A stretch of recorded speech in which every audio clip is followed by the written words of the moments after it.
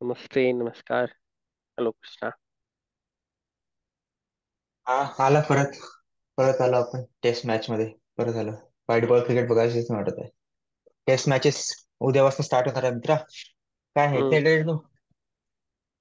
हो, मी एक्साइटेड आहे कारण द्रविड, रोहित, विराट आणि बाकी पण काही सिनियर प्लेयर्स खूप दिवसांनी एकत्र येत आहे. टेस्ट मॅच वेगळच मजा आहे रे. टेस्ट मॅच बघायला जास्त मजा येते ओडीआय पेक्षा. हे फालतूचे ओडीआय मॅचेस झाल्या, ओडीआय सिरीज आणि ती T20 सिरीज कोणी बघितली तरी काय ती फालतू काही युजलेस सिरीज ठेवल्या आधी. काही पॉइंटच नाही बायलॅटरल. बायलॅटरल बंदच करायला पाहिजे माझ्यानुसार तर. हा ना, बायलॅटरल मध्ये स्कोर करून करून आयसीसी रँकिंग ते इम्प्रूव्ह होते, बट माहित नाही काय अचीव होतं अपार्ट फ्रॉम मनी. हा ना, म्हणजे मला असं सिग्निफिकन्सच वाटत नाही मला. बायोलिटरचं काहीच काहीच वाटत नाही. म्हणजे असं काही जसं ओडीआय टेस्ट मॅचचं कसं वर्ल्ड टेस्ट चॅम्पियनशिप आहे, एक मॅच होतो नंतर मग असं कंटिन्यू होत राहतं ना, काहीतरी काहीतरी चालत राहते ऍक्च्युली सायकल मध्ये. बायलॅटरलचं पण तोच पर्पज असायला हवा किंवा पहिले काळी असायचा पण की टीम बिल्डिंग ऍक्टिव्हिटी असायची ना ती, की तुम्ही हा. काही यंग प्लेयर्सला दुसऱ्या कंट्रीमध्ये घेऊन गेले आणि डिफरंट फॉर्मॅट ऑफ क्रिकेट खेळवलं, त्यांना एक्सपिरियन्स दिला विथ सम सिनियर प्लेयर्स, जेणेकरून इन फ्युचर तिथे मोठ्या टुर्नामेंटसाठी तुमचा पूल ऑफ प्लेयर्स रेडी होत आहे. पण आता त्याचा त्याचा कर्व टुवर्ड्स ऍडव्हर्टायझिंग, मनी मेकिंग आणि टीम बिल्डिंग मध्ये वर किती फोकस्ड आहे नॉट शुअर. कारण आता आजकाल टीम बिल्डिंग खूप सारी in case of at least India IPL based खूप होते फॉर दॅट इयर. पण आता पण आता आयपीएल बोलतो, वर्ल्ड कप होणार आहे ना स्टार्ट. वर्ल्ड कपच्या आधी आपण फक्त 6 T20 खेळणार होतो. त्याला 3 T20 तर झाल्या, पण आधी इंटरनॅशनल T20 आपल्याकडे.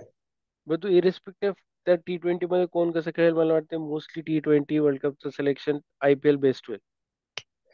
पण ते आयपीएल बेस झालं, पण टीम सोबत खेळणं आणि आयपीएल मध्ये इंडिव्हिज्युअली प्रत्येक वेगवेगळ्या टीम मध्ये खेळणं खूप वेगळी गोष्ट आहे. हा, करेक्ट. मे बी त्याच्यामुळेच आपली सिंकिंग किंवा टीमची ट्युनिंग फिट नाही होत आहे फॉर बिगर टुर्नामेंट. आता हम्म. अजून एक्झाम्पल की आपलं T20 वर्ल्ड कप यावेळेस कुठल्या पार्ट ऑफ वर्ल्ड मध्ये, आयपीएल कुठल्या पार्ट ऑफ वर्ल्ड मध्ये होत आहे, कसे विकेट्स आहे. आणि बायलॅटरल मध्ये मे बी ते युजफुल असतं की जर कधी इंडिया युएस मध्ये येऊन खेळली होती आणि काय प्लेयर्सनी कसं परफॉर्म केले का ते एक्सपिरियन्स कसं कॅरी करताय आणि कुठले प्लेयर्स जास्त सुटेबल आहेत त्या विकेटसाठी, रादर दॅन आयपीएल मध्ये कोण कसं खेळतंय आणि कोण किती फॉर्म मध्ये आहे. की बट ते सुटेबल आहे की नाही ते पण मे बी सिलेक्टर्सचा एक कॉल असायला हवा तिथे. इंग्लंडचं खूप चांगलं झालं. इंग्लंड आता वेस्ट इंडिज मध्येच टूर करून आले ना. T20 हारली. हारली वाटते ना, इंग्लंड हारली ना T20 सिरीज. बघितली नाही, मोस्टली हारली वाटते. T20 तिथे खेळून आले, त्यांना आता एक्सपिरियन्स भेटलाय. इंग्लंड आता आपल्या ओडीआय वर्ल्ड कप मध्ये त्याचा बदला काढ T20 वर्ल्ड कप मध्ये. नाही पण ऍटलीस्ट चला, बट बट त्यांच्या बायलॅटरल सिरीजला काहीतरी मिनिंग आहे ना, की ते कुठल्या तरी डिरेक्शन मध्ये पुढे जात आहे, राईट. हम्म. ते नाही, कुठे ना आपल्याचं पण कुठे. होतं की आपल्या T20 इंटरनॅशनलचं पण होतं की बाकीचे रिंकू सिंग, यशस्वी जायस्वाल यांना तिलक वर्मा यांना चान्स भेटला खेळायचा इंटरनॅशनल बाउन्सी विकेटवर. हम्म. पण मला T20च जाऊ दे. T20 वर्ल्ड कप आहे, T20 खेळा, वेगळी गोष्ट. ओडिया कशाला खेळता तुम्ही? ओडिया कुठे आहे आता? ओडियाचा पॉइंटच नाहीये ना. ओडिया सिरीज खेळायचा पॉइंटच नव्हता काही. ओडियाच्या ऐवजी एक मॅच टेस्ट मॅच अजून वाढवली असती. चांगला झाला सगळा. दोन टेस्ट मॅच ची सिरीज सिरीज थोडी वाटते रे, दोन टेस्ट मॅचेस. एक मॅच समजा चुकीने साऊथ आफ्रिका जिंकली किंवा आपण जिंकलो, सेकंड मॅच दुसरी टीम जिंकली, तसं आहेच ना थर्ड मॅच डिसाइडिंग करायसाठी. उलट 3 मॅचची टेस्ट, ते पण साऊथ आफ्रिका टीम आहे रे. असं बांगलादेश सोबत खेळत असतो तर वेगळी गोष्ट. चला, दोनच टेस्ट मॅच खेळा. तर एक बांगलादेश सोबत आपण एकच टेस्ट मॅच खेळायला पाहिजे, दोन पण नाही. पण बांगलादेश असते तर दोन टेस्ट मॅच मी मानलं असतं चांगलं आहे. पण तुम्ही हे ओडीआय सिरीजच्या ऐवजी एक टेस्ट मॅच वाढवली असती, तसं सिरीज झाली असती हम्म. ना या 3 टेस्ट मॅचची. आणि ती पण साऊथ आफ्रिकेमध्ये आपण एकदा पण टेस्ट सिरीज जिंकलो नाहीये. हिस्टॉरिक टेस्ट सिरीज असते. आता परत असंच झालं पाहिजे. असं झालं तर की आपल्याला स्टार्टिंग मध्ये आपण इतके दिवसापासून टेस्ट मॅच खेळलो नाही, तर फर्स्ट टेस्ट मॅच मध्ये आपण सगळे असे हे असू थोडे हम्म. प्रॅक्टिस नसेल काही नसेल असे युज टू नसेल आणि पहिली मॅच चुकीने हारलो, सेकंड मॅच जिंकलो, पण पॉईंट काय, ड्रॉ तर आपण आधी किती वेळा केलाय ड्रॉ टेस्ट मॅचेस, सिरीज नाही. ऑस्ट्रेलिया साऊथ आफ्रिकामध्ये. एक टेस्ट मॅच खेळायला पाहिजे होती त्यांनी, 3 टेस्ट मॅच सिरीज, सिरीज वाटते 2 टेस्ट मॅच म्हणजे काय, पण जाऊ दे तरी. सर्वात बेस्ट चान्स हम्म. आहे तसा आपल्याला आता साऊथ आफ्रिका टेस्ट सिरीज जिंकायचा एकदा तरी. सगळ्यात बेस्ट का तुला असं वाटतं? काय, सगळ्यात सगळ्यात बेस्ट चांगला चान्स सांग. असत हा. मला काय वाटतं, कारण की इंडियाची टीम स्ट्रॉंग आहे, बुमराह हम्म. आहे, फक्त एकच आहे, शमी नाही आहे. शमी असतात अजून जास्त स्ट्रॉंग असती. पण साऊथ आफ्रिकाची टीम पण आता ती रिबिल्ड करत आहे ना रे, हळूहळू नवीन नवीन प्लेअर येत आहे. साऊथ आफ्रिकाची टीम अशी ती कॅलिसच्या एरामध्ये कशी होती तशी टीम नाही आहे ना ती आता. इव्हन डेलस्टेन पण नाही आहे, मॉर्निंग वॉकर नाही आहे, ते पण थोडे रिबिल्डच्या फेज मध्ये आहे. रिबिल्डच्या फेज मध्ये मोस्टली आपण त्यांना हरवू शकतो. त्यांची बॉलिंग लाईनअप खूप चांगली आहे तशी, रबाडा, लुंगिन गिडी, कोचे, मार्को यान्सेन, हे 4 एकदम वेगवेगळ्या टाईपचे बॉलर आहेत त्यांच्याकडे. पण स्टील इनएक्सपिरियन्स आहे ना, मार्को यान्सन आणि कोचे तर इनएक्सपिरियन्स आहे. बट त्या त्या पॉइंट ऑफ व्ह्यूनी मला असं वाटतं की आपली बॅटिंग लाईनअप पण कुठे ना कुठे अ, अ, तू बोलू शकतो इनएक्सपिरियन्स. की बिल्डअपच्या लाईन मध्ये असं नाही की इनएक्सपिरियन्स आहे, आपल्याकडे एक्सपिरियन्स प्लेयर्स पण आहेत, पण सोबत यंग प्लेयर्स पण आहेत. जर रोहित, कोहली आणि provided K L Rahul as a wicket किपर खेळेल, हा. तर हे तीन एक्सपिरियन्स प्लेयर्स तू बोलू शकतो. बट त्यातल्या त्यात आपला one down opening partner after Virat Kohli, हे तीन बॅट्समन हा. तर यंगच आहेत. नाही, गिलला आता इनफ एक्सपिरियन्स आहे. गिल 3 वर्षापासून टेस्ट मॅच खेळतोय आणि बाउन्सी विकेटवर त्यांनी चांगला बॅटिंग केलेली आहे. ऑस्ट्रेलियामध्ये पण बाउन्सी विकेट असतं, पण ऑस्ट्रेलिया आणि साऊथ आफ्रिकेच्या बाउन्सी हम्म. विकेटमध्ये एकच एवढाच डिफरन्स आहे की ऑस्ट्रेलियाच्या बाउन्सी विकेट कन्सिस्टंट राहतात, पाच म्हणजे कन्सिस्टंट बाउन्स असतो ऑस्ट्रेलियाच्या बाउन्सी विकेटमध्ये. आणि साऊथ आफ्रिकामध्ये थोडा बाउन्स थोडा अनइव्हन राहून जातो 1-2 दिवसानंतर, पण तरी बाउन्सी विकेटच आहे ना, पण त्याला बट थोडा तुला हे आहे, ऍज अ प्लेअर एक्सपिरियन्स आहे. त्याच्यासाठी फर्स्ट साऊथ आफ्रिका टूर असेल, right? As a proper hmm. Full one down batter given opportunity, तर तू त्याला असं त्या कंडिशन्स मध्ये किंवा त्या अ, ह्या झोन मध्ये तू त्याला तर इनएक्सपिरियन्स कन्सिडर करायला हवा. तो इंडियामध्ये किती पण खेळला असेल, पण त्याच्यासाठी ते मे बी नाही, तू रिलेटिवली. तो मला नाही वाटत, तो आता म्हणजे तो आता ऑफकोर्स इनएक्सपिरियन्सच आहे, पण स्टील त्यांनी ऑस्ट्रेलिया इंग्लंडचा टूर केल्यात, थोडं मला वाटतं की थोडं तो तो कोप अप करेल चांगला. फक्त श्रेयस अय्यर मला थोडा इश्यू वाटतंय, कारण की श्रेयस अय्यर आहे मुंबईचा बॅट्समन, बाउन्सी विकेटवर खेळलाय, इंडियामध्ये सगळ्यात जास्त बाउन्सी विकेट मुंबईमध्येच आहे. पण स्टील श्रेयस अय्यरचा थोडा बाउन्सवर थोडा विकनेस आहेच, नाही तो ऑकवर्डली खेळतो थोडा बाउन्स. आणि साऊथ आफ्रिकेमध्ये बाउन्स म्हणजे थोडा अनइव्हन पण बाउन्स राहतो 4th 5th डे वर. फक्त मला तो मिडल ऑर्डर मध्ये श्रेयस अय्यरचा थोडा इश्यू वाटतोय, बाकी सगळं टीम तर मला वेल सेटल वाटते. आणि के एल राहुलची wicket keeping first time test मध्ये. 5 days. हा, ओडी आणि टेस्ट मध्ये खूप डिफरन्स असतो या टेस्ट विकेट किपिंगचा.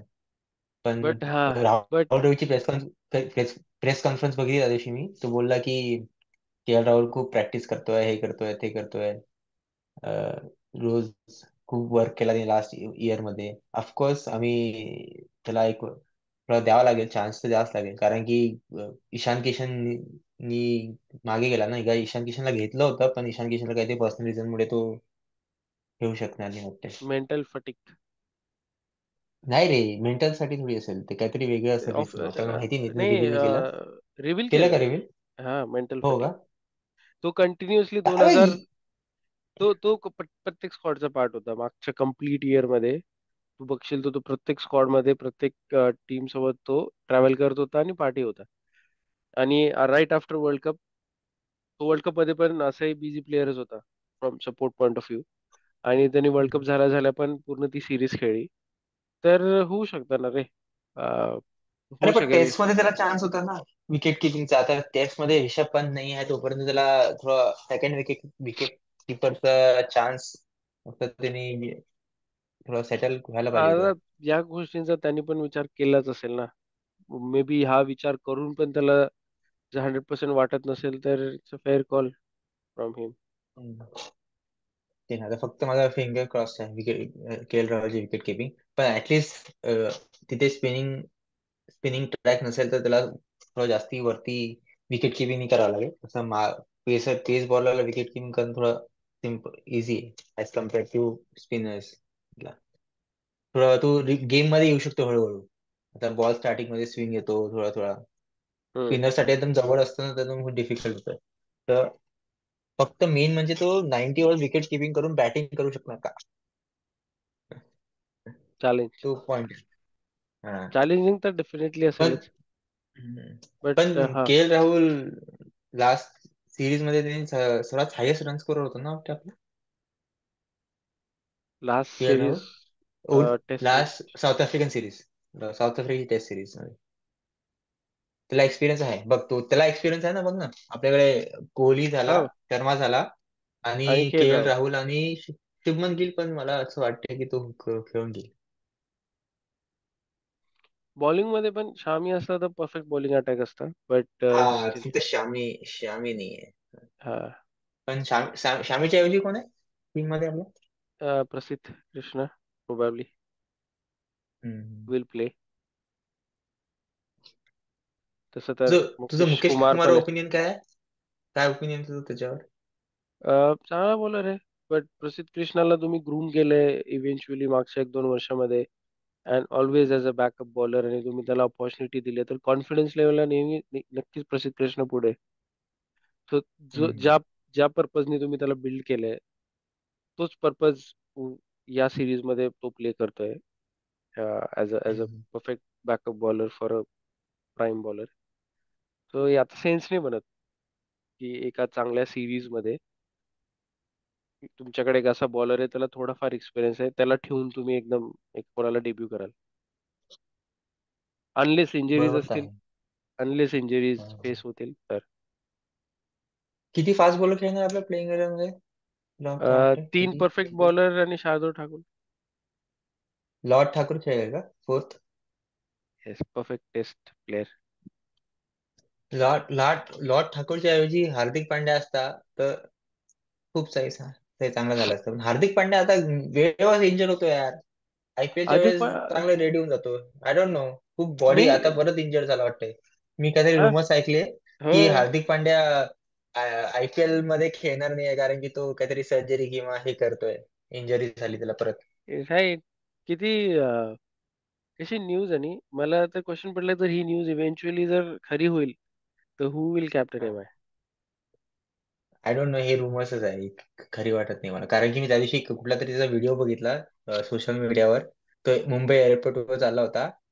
मुंबई एअरपोर्टवर तो काहीतरी कारमध्ये निघाला.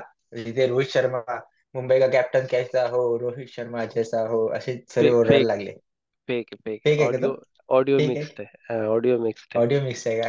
हो, हा. मला वाटलं की मी हा, कारण की एअरपोर्टवर इतके लोक कसे असतील? ते हा, पण बरोबर आहे तुझं. ऑडिओ मिक्स्ड हा. आहे. आणि तू व्हिडिओ पण बघशील ना, तर तो एक एक्स्ट्रीम व्हिडिओ नाही, त्याच्यामध्ये क्लिप्सेस कनेक्टेड आहेत. जास्त तू नीट पाहशील तर लक्षात येईल. आणि ऑडिओ एकदम स्ट्रीम्ड आहे, तो मला तर डेफिनेटली वाटतं तो फेक आहे.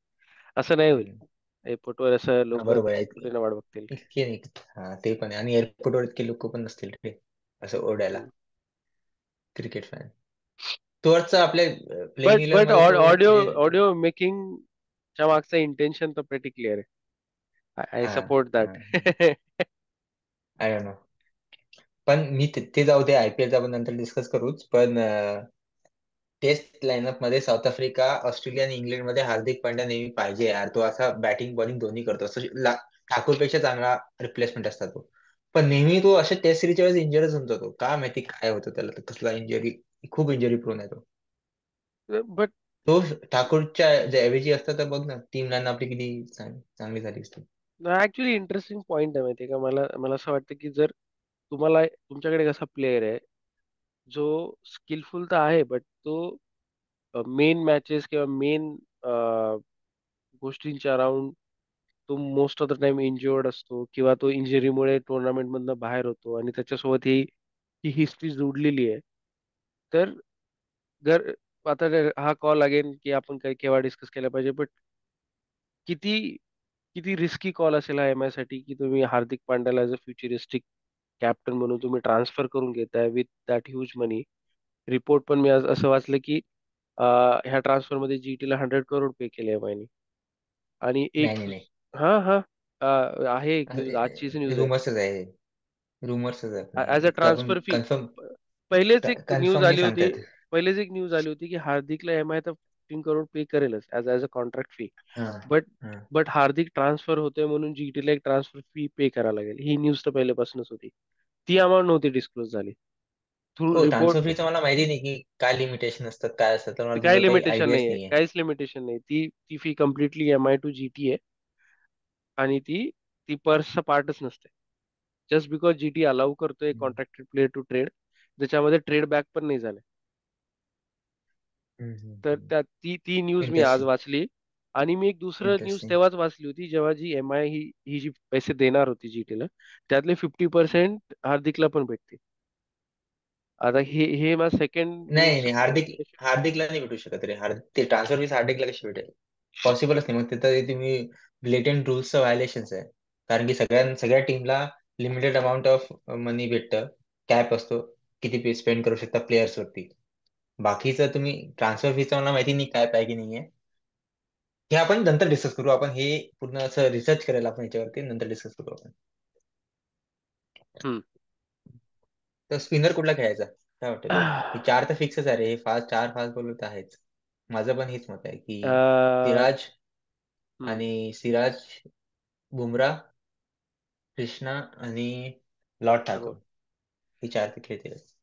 अँड डेफिनेटली अशा जेव्हा हे कॉम्बिनेशन आपलं असतं तेव्हा आपला स्पिनर पण फिक्स असतो, मिस्टर जड्डू.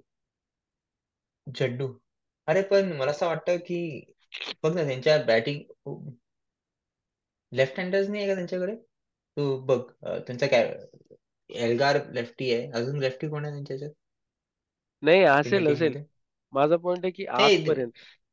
आजपर्यंत हम्म, जेव्हा अशी कंडिशन आली की आपण 4 पेसर सोबत खेळतोय टेस्ट मॅच, आणि भले पुढच्या टीम मध्ये किती रायटीज किंवा लेफ्टीज असतील, आपण कधीच हा, रायटी लेफ्टीच्या बेसिसवर आपला स्पिनर चूज नाही केला टेस्ट मॅच मध्ये स्पेसिफिकली. हम्म, आपण आपल्या स्ट्रेंथवरच केलंय अग्री. की आपण आपली आपली लोअर बॅटिंग ऑर्डरला अजून स्ट्रॉंग बनवायला गेलोय इन इन फॉरेन कंडिशन्स. आणि जड्डूचे रेकॉर्ड्स वाईट नाही आहेत in in terms of taking wickets of left handers also. Agree. आणि हम्म, प्लस ऑलराऊंड फिल्डर, जो जो रनआउट थ्रू पण विकेट्स ऍड करू शकतो टेस्ट मॅच मध्ये. हम्म. आणि सो बॅटर पण चांगला आहे ना, बेटर बॅट्समन आहे तो हा, अश्विनपेक्षा, तेच ना, असं पण. बॅटिंग स्ट्रेंथ आपण स्ट्रॉंग करायला जातो नेहमी फॉरेन कंडिशन मध्ये हम्म. स्पेशली. सो नाही, जेव्हा 4 पेसर्सचा पिक्चर येतो डेफिनेटली इंडियाच्या बाहेर, मला नाही वाटत कधी जड्डूचे चान्सेस कमी आहेत ओव्हर अश्विन. म- मला पण असं वाटतं जड्डूच खेळेल, पण अश्विनला चान्सच भेटत नाही रे बाहेर ओव्हरसीज बॉलिंग करायला. तो अनफेअर. इतका चांगला बॉलर आहे, त्याला चान्सच भेटत नाही प्रूव्ह करायला. त्याला एकदा स्टार्टिंग किती मध्ये भेटला असेल वाटतं तू विचार कर ना, तो ओव्हरसीज. एवढा एवढा चांगला प्लेअर आहे अश्विन. तो स्ट्रगल हम्म, करतो इंडियाच्या प्लेइंग इलेव्हन मध्ये जागा बनवायला आजच्या केसमध्ये. हम्म, आणि हम्म. अश्विन सारखा प्लेअर जर आजपासून 20 वर्ष आधी असता तर त्यांनी किती रेकॉर्ड बनवले असते. नाही, ते हरभजन होता ना रे, ते हा, हरभजन होता. आणि म्हणजे म्हणजे असं समज की हरभजन नसता बट अश्विन 20 वर्ष आधी असता. सो सेम हम्म. स्किलफुल प्लेअरनी नाही, किती. पण जसं जसं हरभजन आणि कुंबळे मध्ये व्हायचं, तर तसं तेव्हा अश्विन आणि कुंबळे मध्ये झालं असतं. कारण की कुंबळे जसं आपलं आता जड्डू आणि याच्यामध्ये होते ना, तसं तेव्हा आधी कुंबळे आणि हरभजन मध्ये व्हायचं, की कुंबळेला खेळवायचं की हरभजनला खेळवायचं. जेव्हा आपण चार पेसला खेळवायचो, ते खूप रेअरली खेळायचो, पण स्टील हम्म. जेव्हा आपण खेळायचो तेव्हा कुंबळे किंवा हरभजन पैकी एकच खेळायचो. पण ठाकूरच्या ऐवजी खेळता येत का अश्विनला? तीन पेसर्स, नाही तीन, येस, खेळू शकता. तर डिपेंड करते की पिच रिपोर्ट काय. नाही नाही, पण साऊथ मोस्टली आफ्रिकेची नाही, बाउन्सी विकेट असतात. हा, मोस्टली नाही, बट मोस्टली नाही. स्टील स्टील ती पॉसिबिलिटी तेव्हाच ट्रू आहे जेव्हा पिच रिपोर्ट काय बोलते, राईट. आणि कंडिशन्स कशा आहे, वेदर कंडिशन्स कशा आहे.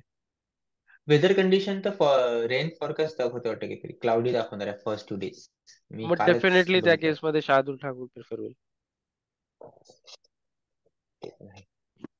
बट ती पॉसिबिलिटीचे चान्सेस झिरो नाही आहे. ती पॉसिबिलिटी होऊ शकते. मे बी सेकंड टेस्ट मध्ये, who knows, depends on conditions, wicket and weather. Hmm. So I तर थिंक तू ऑल इन ऑल आपली टीम फिक्सच आहे. सांग तुझी प्लेइंग 11 सांग. रोहित, हम्म. आय थिंक ओपनर मध्ये मला वाटतं डेब्यू होईल ना, जसवालचा डेब्यू होईल राईट उद्या. गिल खेळेल gill. Okay, so one down. One down. हा तू बरोबर बोलाय. वन डाऊन मला आपला नाही वाटत. पुज्जू नाहीये ना. हा पुजारी पण नाही हा. आपला. पुजारा नाही नाहीये. ऍक्च्युली, हा. ऍक्च्युली तो हो तो बरोबर खूप बोला तो. तो खूप कॉन्शियस डिसिजन होता मागच्या टेस्ट सिरीज मध्ये इंडियामध्ये, की हा हा पुजारा फॉर रिझन सिलेक्ट नाही होत आहे. कारण हा. गिल वन डाऊन साठी लॉंग रन आहे आता, असं मला वाटतं. कारण त्यांनी आणि रोहितनी पब्लिकली स्टेटमेंट पण दिलं होतं की ही विलिंग टू बॅट ॲट हम्म. नंबर 3. Agreed agreed. हो विसरलंच होतं रे मी तिथं. लास्ट सिरीज मध्ये पण गिल वन डाऊन खेळला होता. हा, सो आता अरे हा गिल पुजारा नाहीये. मला असं माझ्या डोक्यात होतं की पुजारा असणारच आहे. पुजारा खेळेलच. पुजारा नाहीये ना. पुजाराचा रिप्लेसमेंट हा नाही. तो आपल्याकडे एक नंबर 3 बॅटर डेव्हलप होईल तोपर्यंत विराट कोहली ॲट नंबर 2 खेळतोय. पण मला गिलचं थोडंसं स्विंग बॉलला थोडं स्विंग बॉलिंग त्याला चांगली खेळता नाही तर फिट तो असं पॅड आणि बॅट मध्ये खूप गॅप ठेवतो असं थोडा चेस करायला लागतो बॉलनी. हा तर बॅटनी थोडासा चेस करायला जातो बॉलला. तर गॅप आय खूप थिंक मोठ्या मध्ये असतो तर फिट मुवमेंट होत नाही त्याची जास्ती. त्याला, तू त्या पॉइंटला असं बघ, मला असं वाटतं की आजपर्यंत त्याला त्या फिट मुवमेंटची गरज नाही पडली, कारण त्यांनी मोस्ट ऑफ त्याचा क्रिकेट, त्यांनी एक तर व्हाईट बॉल मोस्टली क्रिकेट खेळलाय. टेस्ट क्रिकेट मध्ये पण त्यांनी जो लॉंग फॉर्मॅटचा क्रिकेट खेळलाय तो इंडियन कंडिशन्स मध्ये खेळलाय जास्त नाही त्याच्या करिअरच्या. ऑस्ट्रेलियामध्ये नाही खेळला नाही, खेळलाय तो. लहानपणापासून आता तर तू डेव्हलप होते हो. इंटरनॅशनली. तू हा. असा विचार कर ना की त्याला ती गरज आता भासते, जसं विराट कोहलीला ती गरज त्याच्या करिअरमध्ये एका पॉइंट ऑफ व्ह्यू पटली होती की त्याला त्या गोष्टींवर काम करायला लागलं. आजपर्यंत मला हम्म. नाही वाटत शुभमनला ती नेसेसिटी एवढी होती, बट आता इव्हेंच्युअली विथ एक्सपिरियन्सेस त्याला ते चेंजेस करावं लागतील. आजपर्यंत त्याला पडलं नसेल, ती ती ती गरज नसेल हम्म. पडली त्याला, त्याचे रन्स होत असतील. मला असं वाटतं की एवढे एवढे विथ दिस फुटवर्क आणि ते जे गॅप्स वगैरे आहेत, तर इंडियामध्ये तो स्कोर करू शकलाय गुड. हम्म. आणि त्यांनी इंडियाच्या बाहेर मोस्टली व्हाईट बॉल क्रिकेट खेळलंय, जे मोठे मोठे टुर्नामेंट्स आहेत.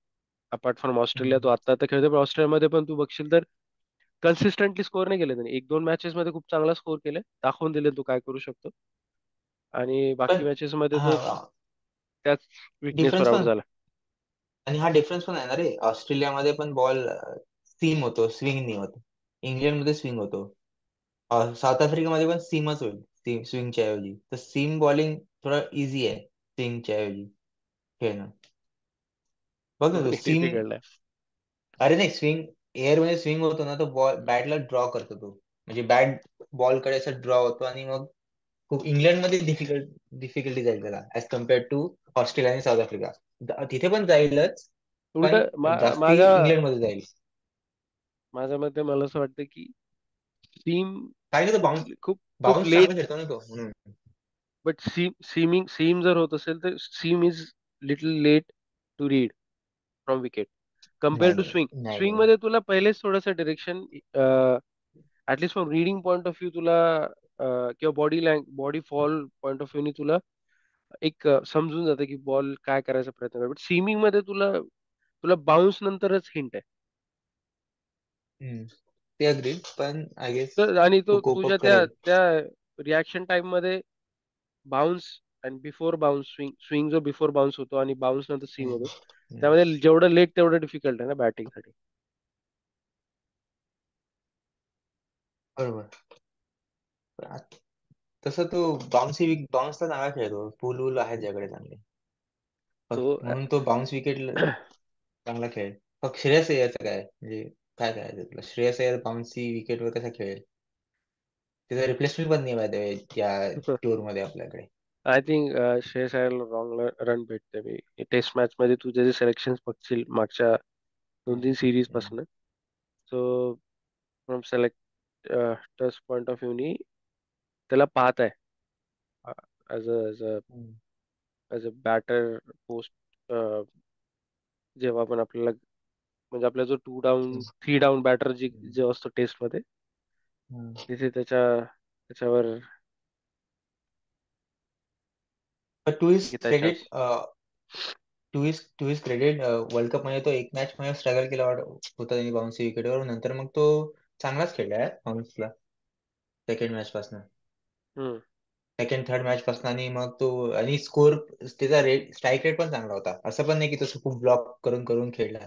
त्यांनी ओव्हरकम करू शकतो तो, तसं त्याच्याकडे आहे. फक्त हम्म. स्टार्टिंग मध्ये काय केलं ओडिया मध्ये, त्यांनी प्रत्येक बॉलला मारायला गेला होता तो स्टार्टिंग मध्ये. कुठला पण बाउन्स बाउन्स असो मी मारेल. त्याच्यामुळे तो आउट झाला होता वाटते एका फर्स्ट फर्स्ट ऑस्ट्रेलिया मॅच मध्येच. ऍटलीस्ट टेस्ट हम्म. मॅच मध्ये तो ऍक्च्युअली बॉल लिव्ह करू शकतो किंवा काहीतरी करू शकतो. थोडं स्टार्टिंग मध्ये थोडं सेट व्हायच्या होईपर्यंत. आणि त्याच्या याच्या आर्क मध्ये आला किंवा मारेल तो हुक. बघू. श्रेयस अय्यरचं थोडंसं हे आहे.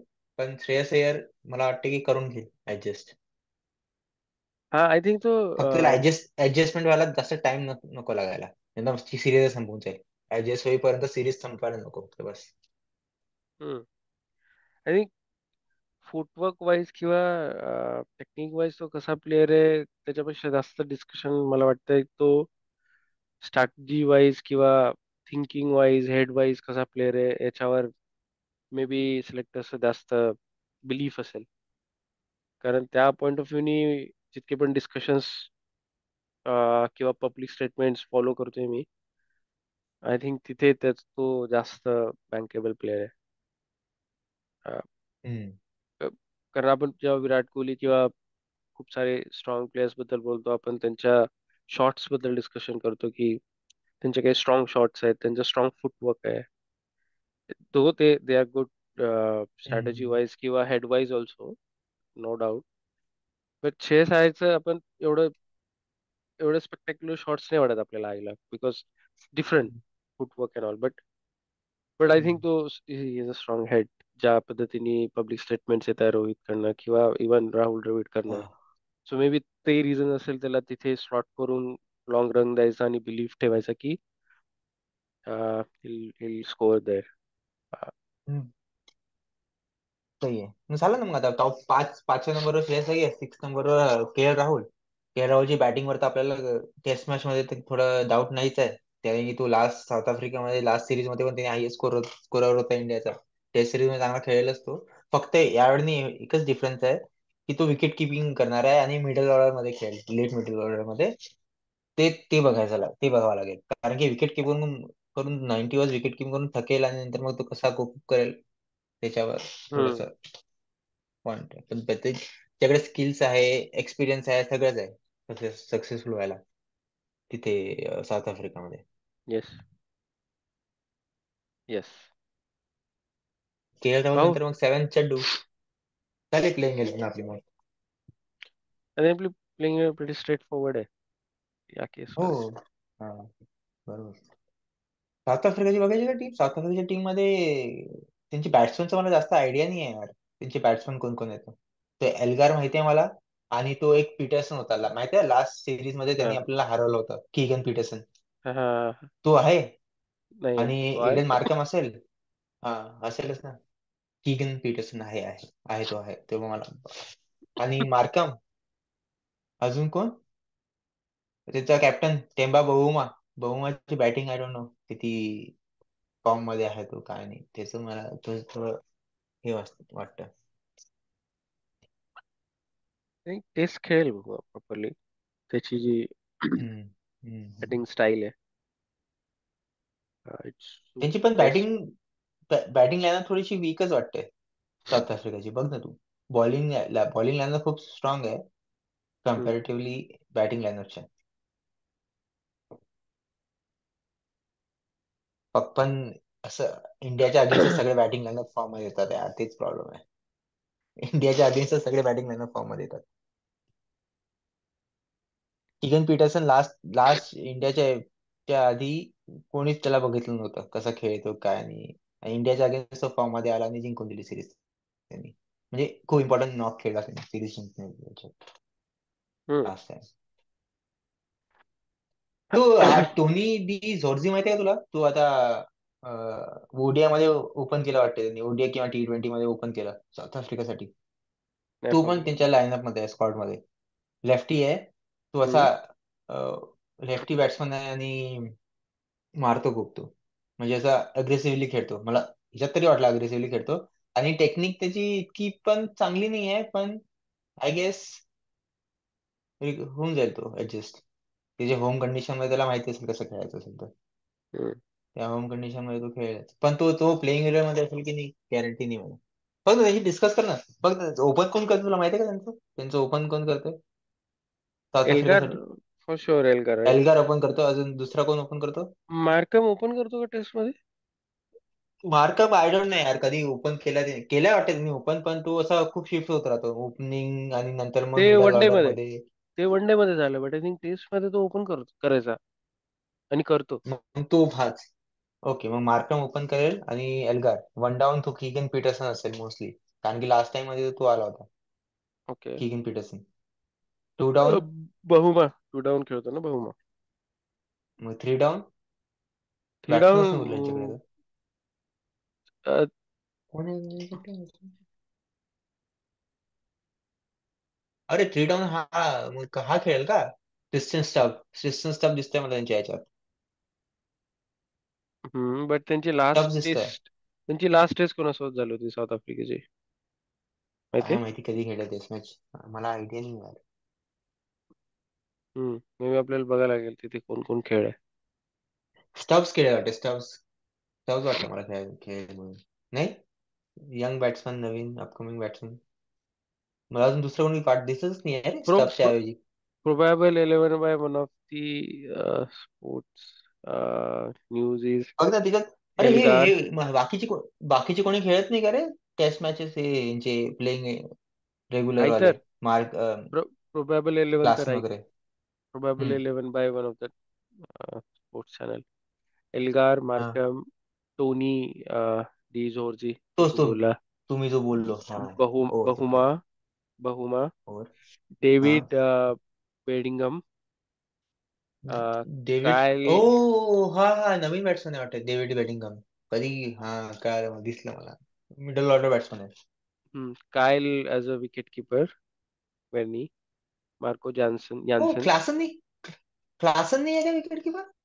स्क्वॉड मध्ये आहे का काय? क्लासनला कधी नसेल. घेत? नाही, क्लासन स्क्वॉड मध्ये नाही आहे, पण त्याला का घेतलं नाही. नाही क्लासन स्क्वॉड मध्ये? I don't know. हा कोणता आय विकेट किपर आहे, फर्स्ट टाइम बघितलं गेला.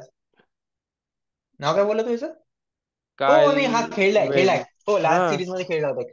खेळलाय खेळलाय खेळलाय. हा, त्यामुळेच हो असेल हो, तो. खेळलाय. Definitely Marco Jansen. Hmm, Keshav Maharaj as a spinner, Coetzee, hmm. Rabada, Ngidi, त्यांची निगडी. बॉलिंग लाईनअप आणि स्पिनिंग लाईनअप सगळं कवर्ड आहे, फक्त त्यांची बॅटिंग थोडी इनएक्सपिरियन्स वाटते मला, अजून काही नाही. बॅटिंग कॉम्बिनेशन ऑफ एक्सपिरियन्स आणि इन्फ्लुएन्स आपल्यासारखंच वाटतंय मला. पहा आता नाही, त्याचे. पण बॅटिंग, पण स्टील खूप आपली बॅटिंग लाईनअप एक्सपिरियन्स वाली खूप चांगली आहे त्यांच्या एक्सपिरियन्स पेक्षा, म्हणून मला असं ती गॅरंटी नाही आहे. पण बट त्यांची लोअर मिडल त्या ऑर्डर. त्या कंडिशन्स मध्ये आपले एक्सपिरियन्स बॅटर्स आणि त्यांचे so called you sed less experience batters, मला वाटतं पल्ला सेम असेल. कारण आपल्या नाही नाही नाही, बॅटर्सने आपण किती स्कोर विराट केले तिथे? आणि विराट शर्मा, के एल राहुल यांनी, म्हणजे के एल राहुलने एकच टूर केला याच्या आधी, विराट आणि शर्माने तर दोन दोन तीन तीन टूर केले आहे यार. त्यांना ते, आणि ते world but class score batsman आहेत. किती केले? ते स्कोर केलाय त्यांनी चांगला. के एल राहुलने तर केलाय, विराट कोहलीने पण केलाय स्कोर. शर्मा तर म्हणजे प्लेइंग इलेव्हन मध्ये नव्हतंच वाटते स्टार्टिंग मध्ये, म्हणजे एकदम त्याच्या स्टार्ट ऑफ द करिअर मध्ये तो टेस्ट मध्येच नव्हता. पण शर्मा बाउन्सला चांगला खेळतो, आणि स्विंग नसेल तर अजून चांगला खेळतो. शर्मा खूप साऱ्या मला गोष्टींना आपल्या चांगला बॅटिंग खेळतो. लाईन, ऑफकोर्स आपली बॅटिंग लाईन त्यांच्या बॅटिंग लाईन चांगली आहे. त्यांची बॅटिंग लाईन थोडी इनएक्सपिरियन्स वाटते मला, स्टार्टिंगचे 5 ते 6 प्लेयर्स. पण त्यांची मला माहिती आहे कसं होणार माहिती आहे का, त्यांचे 3-4 स्टार्टिंगचे प्लेयर्स खेळतील नाही चांगले, पण त्यांची जी लोअर मिडल ऑर्डर बॅट्समन आहे ना, जे असे ऑलराऊंडर टाईप आहे, बॉलिंग पण टाकतात बॅटिंग पण करतात, ते असे आपले त्यांचे 5 विकेट जातील, 150 फॉर 5 होतील, पण त्यांचे शेवटचे 5 विकेट जे असतील ना, ते 300 पर्यंत घेऊन जातील. हम्म. लोअर मिडल ऑर्डर त्यांचे असे कॅलेंडर रन्स खूप होणार आहे, असं वाटतं मला, असं फील येतं. कारण की तो आपला मार्को यान्सन पण चांगलं बॅटिंग करतोय हा. म्हणजे हम्म. खाली बॅटिंग नंबर 6 नंबर 7 वर. तो कोचचे पण त्याची बॅटिंग बघितली मी, तो पण नंबर 7 7 8 वर चांगला बॅटिंग करतो. कोच प्रॉपर ऑलराऊंडर आहे का? हा प्रॉपर ऑलराऊंडर आहे तो. याच्यात इथे इथे पण खेळला ना, युएसचं ते मेजर लीग क्रिकेट होतं ना, त्याच्यामध्ये पण तो मुंबईच्या टीम मध्ये होता वाटतं. तिथे पण चांगला बॅटिंग केली त्याने. अरे तो ओडिया मध्ये पण तर केली आहे त्याने बॅटिंग, ओडिया वर्ल्ड कप मध्ये. तसं त्याची टेक्निक वेक्निक मला चांगली वाटते खूप.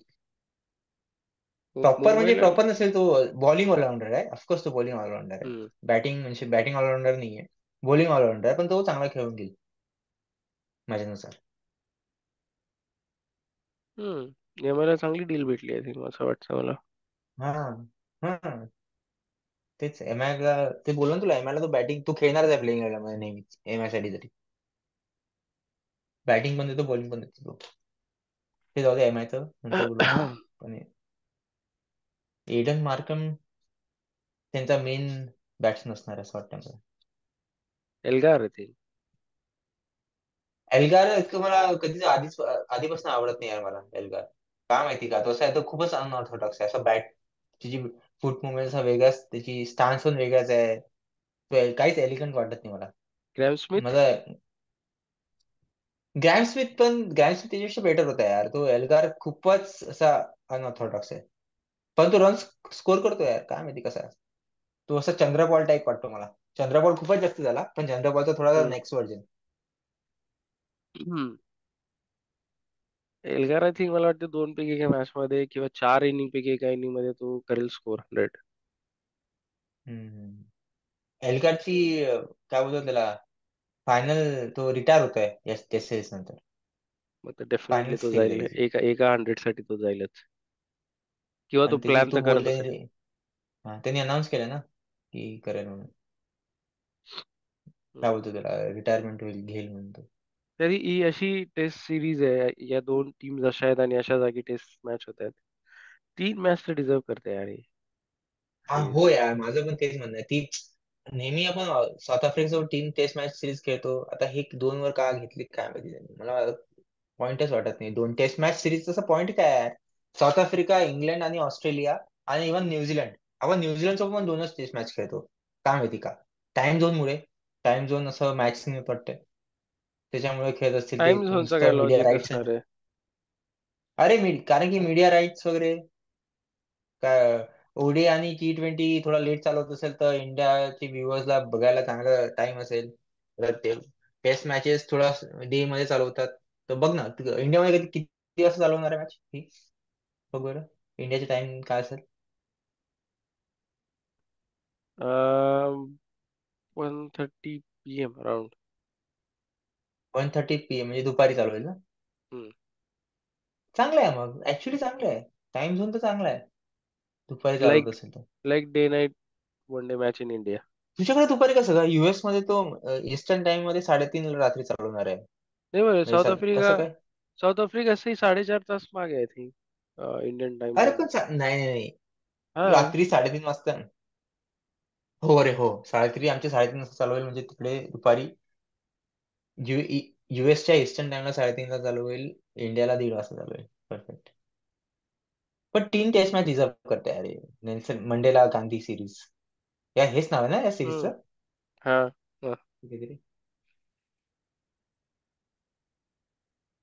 ही नाही, ही तीन मॅच. टेस्ट. हा ऍक्च्युली टू टू ते ओडीआय सिरीज तेच आधी बोललो ना मी तुला, ओडीआय सिरीजचा काही युजच नाही. ते ओडीआय सिरीजच्या ऐवजी टेस्ट मॅच ठेवली असती एक, तर एकदम चांगली झाली असती 3 टेस्ट मॅच सिरीज. एक एक्स्ट्रा टेस्ट मॅच ठेवणं म्हणजे 5 more days प्लस गॅप. म्हणजे तुझ्याकडे 7 to 8 days, 8 days मिनिमम पाहिजेत एक्स्ट्रा टूर मध्ये. तर काय इट स्टार्टिंग कॅनॉट बी मध्ये.